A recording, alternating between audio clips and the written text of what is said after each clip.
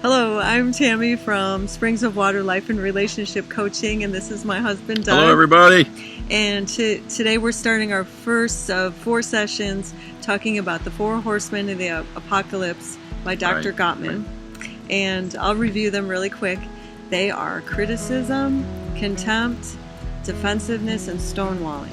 And today we're going to get into really what criticism is so that you can identify that and address it in your relationship. Not so much address it with your partner, but address it with you and dealing with you so that you don't criticize your partner. Right. So I'm going to create a make-believe scenario between Doug and I so I can illustrate what this looks like. So say Super Bowl Sunday is coming up. We need football or I'm going to go crazy. We got to have football. And I'm thinking in my mind that we're going to have this big bash, invite my extended family, Doug's extended family, and I'm getting ready to talk with Doug about it. And I find out that he's already invited all his buddies over for a party and didn't even check to see if I might have some kind of ideas. So the destructive way to approach Doug would be to say, "Hey Doug, how can you be so selfish? You're always so selfish. You're always thinking about yourself. You didn't even talk with me. I'm so frustrated. I've had it." Now that would be the destructive way because I'm attacking Doug's character. I'm not talking about his behavior and how I felt when he did that.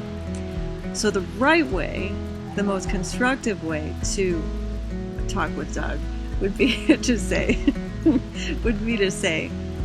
"Hey Doug, I want to talk to you about how I felt about when you let me know that you invited your friends over.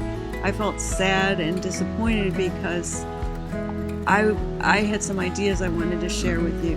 And when you make decisions like that without talking with me, I feel unimportant to you." Right. So notice the two differences. One, she's using you do this, you do that. The second one, she's saying, "I feel this way when this happens. I feel that way when that happens." And what's important is she's talking about herself then. She's not attacking me. She's just saying, "This is how I feel when these things happen," which allows me to not get angry or defensive, but to really listen to what she has to say, as well as it helps her to kind of calm down. Even though she wants to criticize, she addressed it the right way because it's important to have that connection. And when you can get that connection and you can get your partner and your partner listens to you, I can't say you can get your partner to listen to you, but your partner will listen to you, be more apt to listen to you with an I statement versus with a you statement. When you're using I statements, you're talking about your experience and how you feel instead of attacking the other person. And it does put you in a vulnerable position because you're sharing your feelings. And I know that might even be harder sometimes for men. Right, Would you say right. that? Yeah, I would say, it has everything to do with the relationship, because if one of the partners is always beaten down, then you've got it's kind of hard to share your feelings. But if you can catch it early enough and recognize that, hey, I criticize when I get angry or get upset about something, and you can stop yourself, humble yourself, and then revert to an I statement, then you start building that connection. You start building that security that it's okay to share my feelings because my partner now is listening to me, and it's okay for my partner to share his or her feelings because I'm going to listen to her. Right, and I think when you're using an I statement, because you're making yourself kind of vulnerable, the other person's defenses go down usually. Right. And it's also important to add that if over time you have a lot of things that you need to talk about and a lot of things that you're feeling, you might not want to say, "Okay, we're going to talk tonight," and then list a whole list of things that you're upset or sad about. You might want to say, for the next several nights, can we talk about some things? And maybe talk about one thing at a time, address one issue at a time. Right. Otherwise, the other person listening can become really overwhelmed. Right. And it might even do, something we're going to talk about later, which is stonewalling. There's other reasons people do that as well, but sometimes people shut down because it's so much. So one issue at a time is helpful, and using I statements, it's going to really help the connection in your relationship and enable you to understand one another. And that's the other important point, is that the goal is to understand one another. It's not to prove who is right or who is wrong. Right. And just to emphasize what Tammy was saying, and not putting laying down all your grievances at once. You want to build a relationship with a good foundation, and you build a foundation brick by brick by brick. You don't just throw down a whole bunch of bricks, throw down a whole bunch of cement, throw some more bricks down and hope everything holds together. You set a brick down, you make sure it's in the right direction, and you move on that way. So really think about it as building blocks. And if you have your conversations, in the evening or whatever time you decide to do, you build that connection little by little by little, and then you'll find out that, hey, we can have a quick conversation about something at lunchtime, whatever, get it cleared up and move on, because you're going to be in such a pattern of being able to do that.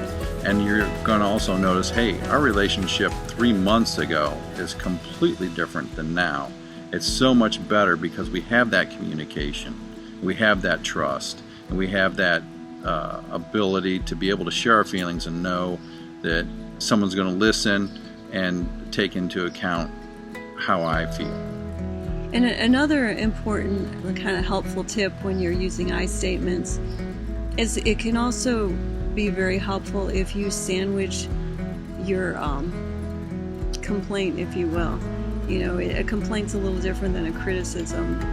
A complaint is an I statement, but if you sandwich it in between two positives, two affirmations, like, I want you to know I really love you, I appreciate when you do this, but, right. Like even in my scenario, I appreciate that other times you've included me, when you're making decisions, but this particular situation, I was really disappointed. And I love, there's a guy named Danny Silk who's written some good books, and he always says, never make it a secret that I love you. Never make I love you a secret. Right. So if you can sandwich something in between I really love you, it makes a big difference too. And if it's a coworker or a friend, and that's a little bit different than a significant other or a spouse. Mm-hmm. But if you feel comfortable saying I love you to your friend, best friends is sure, fine. Yeah. But coworker, saying, hey, you're important to me. Yeah. And that means a lot to anybody when you say that. Right. Or I'm glad you're on my team. Right. Or anything positive. Especially for someone, and maybe we'll do another series on love languages, but some people's love language is words of affirmation, and especially those people, if you can say a couple positives, with the thing that you're feeling disappointed or angry about, it can really kind of help them to receive it and not feel so threatened by what you have to say. So the 4 horsemen of the marriage apocalypse is criticism, contempt, defensiveness, and stonewalling. We covered criticism today. In our next series here, episode 3, we're going to be discussing contempt.